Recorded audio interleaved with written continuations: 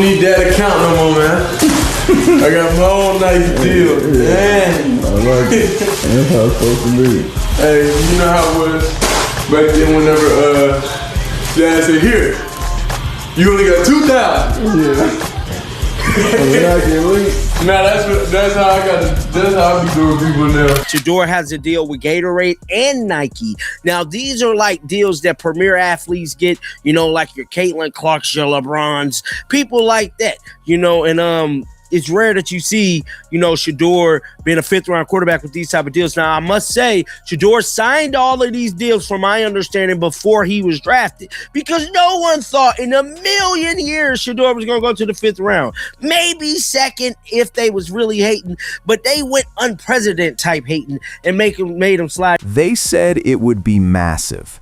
Nobody predicted the system would completely melt down.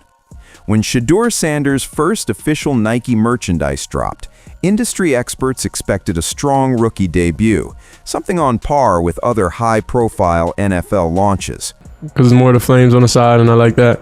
It's more like chill, but still like stylish like that.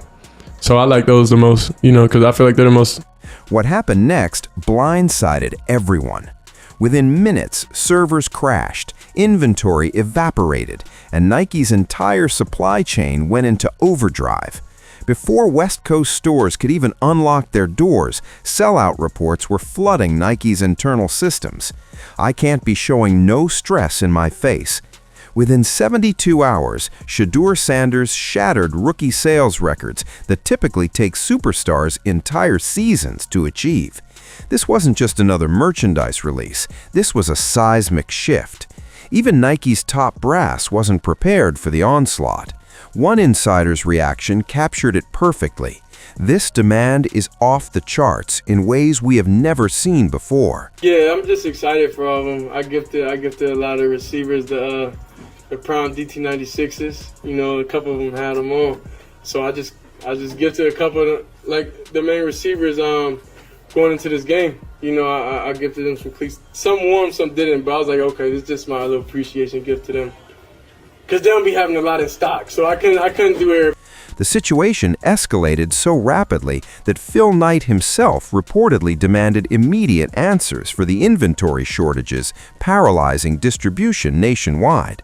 When Nike's founder is personally calling in asking what just happened, you know the industry just witnessed something historic.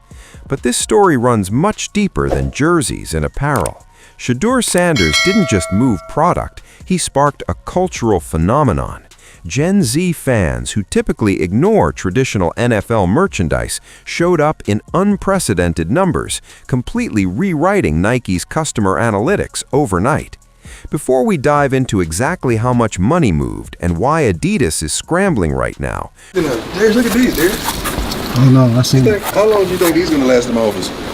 Oh yeah. You know what? I'm gonna put a chip in there so I can know who's stealing. I thought Shedeur wore those already. Well, I don't want to say. I don't want to say nothing. I don't want to say nothing. I gave him a pair, and he know he didn't wear it. He couldn't fit. He's 11 and a half, and he still put Vaseline on his feet and squeezed them in. Shedeur Sanders isn't playing by the old playbook. He's transforming his name, his swagger, and his genuine connection with fans into a powerhouse brand that extends far beyond the gridiron. In doing so, he's forcing every major athletic brand to completely rethink their strategy. So what triggered this explosion, and can anyone else replicate it? The firestorm ignited the moment the SS Crown logo went live. Insiders reveal their internal forecasts were ambitious but realistic, expecting strong first-week numbers. What nobody anticipated was that the first hour alone would obliterate entire day projections. Sales spiked so violently that Nike servers crashed repeatedly, trapping thousands of customers in endless loading screens. Distribution centers reported complete sellouts before West Coast retail locations even opened for business. Inventory managers worked frantically, redirecting shipments between warehouses, desperately trying to keep pace with a buying frenzy that felt less like a rookie merch drop and more like a once-in-a-generation sneaker event. Do you like the DT96s or the DT93s better? I like the 96s because it's more the flames on the side, and I like that. It's more like chill, but still like stylish like that. So I like those the most, you know, because I feel like they're the most personally, I think they're the most recognizable at this day and age to youth, to everybody like that. At Nike headquarters in Beaverton, Oregon, emergency sessions were convened. Multiple sources described CFO Matthew Friend frozen, watching live sales data as numbers exploded in real time. Phil Knight was reportedly back on the phone demanding explanations for how the company's infrastructure could buckle this quickly. In just 72 hours, Sanders' gear didn't merely outsell other rookies, it outperformed established NFL stars who typically drive Nike's quarterly projections. The velocity and magnitude forced an immediate strategic pivot. Executives who initially viewed Sanders as a promising young talent suddenly realized they'd partnered with a market-changing phenomenon. One Nike insider reportedly joked, "We thought we signed a quarterback. Turns out we signed a cultural event." And as staggering as the revenue numbers were, they only revealed part of the equation.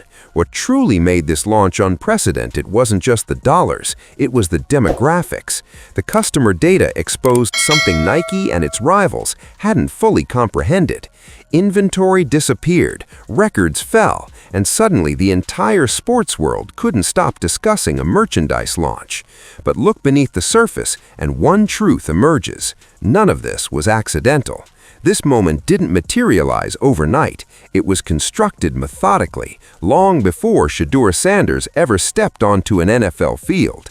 While most athletes rely on highlight clips and generic endorsements, Sanders operated differently. He functioned like a complete marketing engine.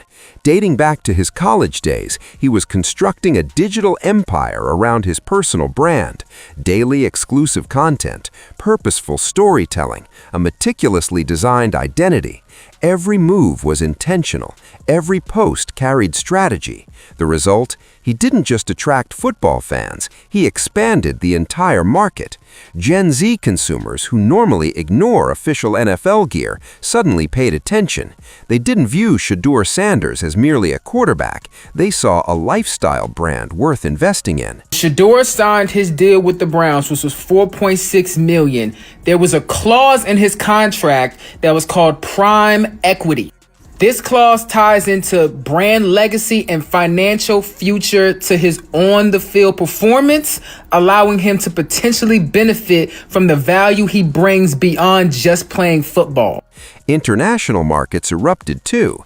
Demand flooded in from Europe and Asia at levels Nike rarely experiences during a rookie's debut week. Even more revealing was the gender split.